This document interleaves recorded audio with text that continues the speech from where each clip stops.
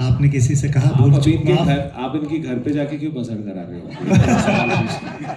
और शादी में कभी मतलब कुछ ऐसी बसड़ हुई कि आपने भूल चूक माफ कहा हो किसी से? नहीं सर, टचवुड बहुत बढ़िया शादी थी।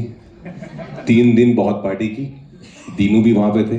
आई थिंक दीनू कुछ बसड़ तो हुई है ना, बहुत मजेदार। बिल्कुल नहीं, बहुत मजेदार। रात से तो बिल्कुल नहीं। हाँ, पीछे कुछ हुआ हो तो पता नहीं, हमारे सामने तो नहीं आया।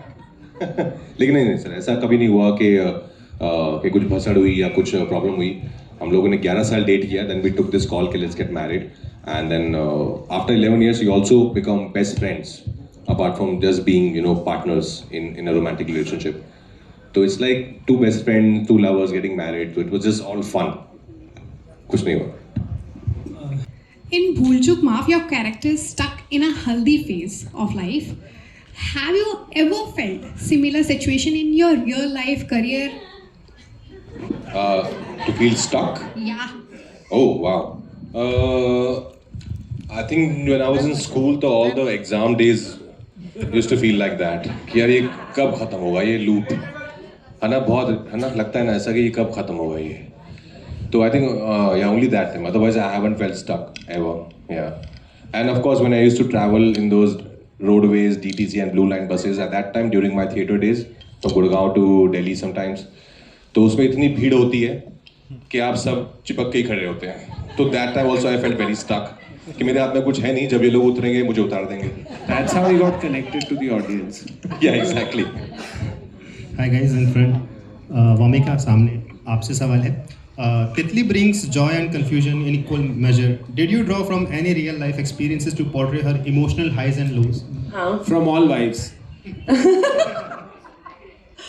From my own life. Okay.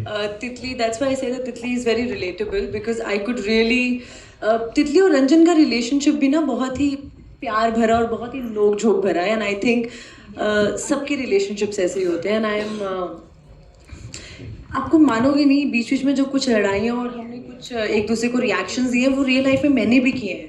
तो मुझे कहीं और जाने की ज़रूरत नहीं थी.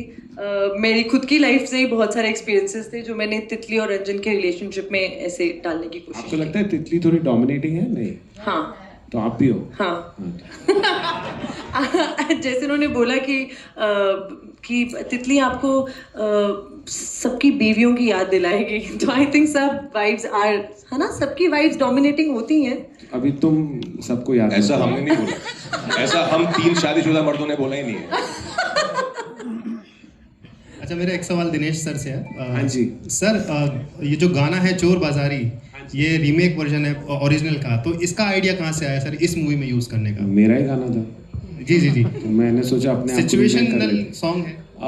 नहीं, एक्चुअली अगर आप इस सॉन्ग का एक लाइन है, घटनी थी वो घटना घटते घटते घट गई. तो मुझे लगा ये लाइन जब मैंने सुनी तो ये एक्चुअली पहले हमने ट्रेलर में डाला, तो टीजर में, तो इससे मुझे लगा कि this sums up what Ranjan is going through, and that's how it came. इतना इफ साउंड इज समथिंग, आप ये रियलाइज करेंगे जब आप गाना सुनते हैं तो पहली बार आप सिर्फ उसको कोई अदर लेवल पे कनेक्ट करते हैं, फिर सेकेंड टाइम आप लिरिक्स सुनते हैं और समझते हैं वो क्या बोल रहा है.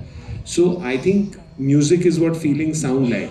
You connect to it very very naturally, instinctively, and then you analyse why you like it. तो भूल चूक के साउंड में चोर बाजारी एकदम परफेक्टली जा रहा था. There was no, that's the reason it is part of the album. And also because Vamika had done something in Love Aaj Kal, तो आई थॉट कि थोड़ा एक कनेक्ट आ जाएगा. तो ऑनेस्टली दैट्स द रीजन.